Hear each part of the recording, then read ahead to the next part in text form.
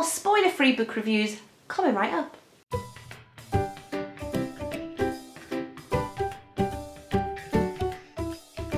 Hi everyone, I'm back today with some spoiler-free book reviews, as I said, and just let me know down below, do you prefer spoiler-free book reviews or do you prefer book reviews with spoilers in? Because I've done a combination of the two. I always warn you before I talk about spoilers, but I never know whether you would prefer book reviews with spoilers or whether you prefer book reviews without spoilers, so do let me know. So in no particular order, I'm just going to start with the first one that I grabbed, and that's this one. This is Sleepovers by Jacqueline Wilson. I've been rereading a lot of Jacqueline Wilson's books with my daughter. She's really enjoying them at the moment, and so she picked out Sleepovers, and I really enjoyed it. Sleepovers is about a group of 4 girls who are friends at a school, and a new girl joins, and the new girl is our main character.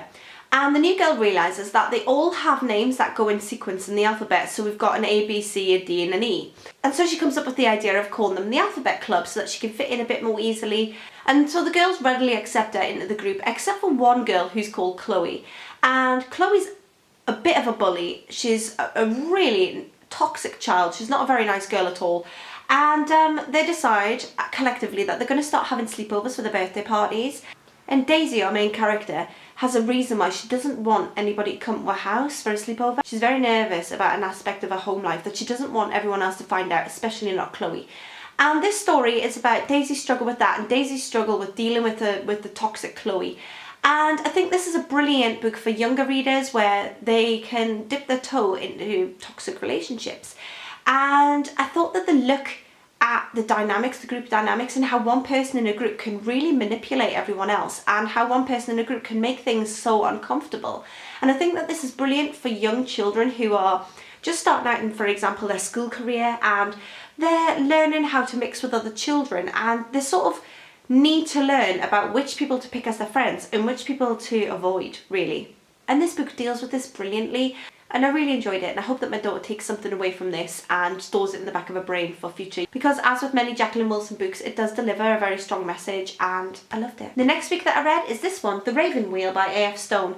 Now, this book, oh wow, this book is really, really good, but also extremely gritty. So if you're someone who finds things such as sexual assault, war, suicide, substance abuse, if any of those are triggers for you, you might not enjoy this book, but for anybody who can read really gritty stories, I think this one is fantastic. This is a story of 3 teenagers who are just trying to gain control of their lives. Their lives are spiralling out of control around them, and they're just desperate to try and hold on to something. So we've got Rhea, who is just trying to carve out a path of her own and trying to have her own personality and focus on her own things, but she also is harbouring a desire to murder her dad, and she thinks about it quite a lot, about killing her dad. And then we've got Kian. Kian is really desperate to regain a relationship with his mum, who's been estranged from him for quite a while. Kian will do anything for his mum. The love that he has for her is so strong, and it's so sad. And being a mum myself, just watching this teenager trying his hardest to get his mum's attention, it's just so sad. And then we've got Ty, who just really wants to make his dad proud of him. And Ty has been on the wrong side of the tracks before, but he really wants to turn a new leaf and just make his dad really, really proud. It's just a book where it's so sad but so brilliantly done, and I love a writer who really isn't afraid to go there, and A.F. Stone does that fantastically. She really, really is in the headspace of these people, and the characters are so believable, and I really, really lived for the story. This was absolutely fantastic. Do you know, it sounds like someone's playing a didgeridoo outside. My dogs are in the garden, they're going crazy. I'm not really sure where that sound's coming from because I live in the middle of nowhere. God knows what's going on out there. So if you keep hearing my dogs barking, I apologise. There's some sort of phantom didgeridoo going on out there. I'm not sure what it is. I will say I've been to check, not just leaving them out there to the fate of the didgeridoo. I've gone to have a look. I can't see what it is, and I don't hear it until I come back in the house, and then I hear it again, then I hear the dogs start barking. It's weird. But if you hear either a didgeridoo or dogs barking in the background, I do apologise. But the next book that I read is this one. This one is The Lewis Man by Peter May. This is the follow-on to Peter May's The Black House, which I enjoyed somewhat, but I did think that had I not been interested in the Isle of Lewis and had I not been on the Isle of Lewis when I read it, sorry, I should have said these books are set on the Isle of Lewis off the west coast of Scotland. Had I not been actually on the Isle of Lewis when I read the book, I might not have enjoyed it quite so much, but The Lewis Man I found enjoyable. You will have to have read the first book, I will say, because all of the characters, there is no sort of discussing who all the characters are. You're supposed to just know who they are. So this isn't a standalone, but it's a completely different case. And a body turns up in a peat bog.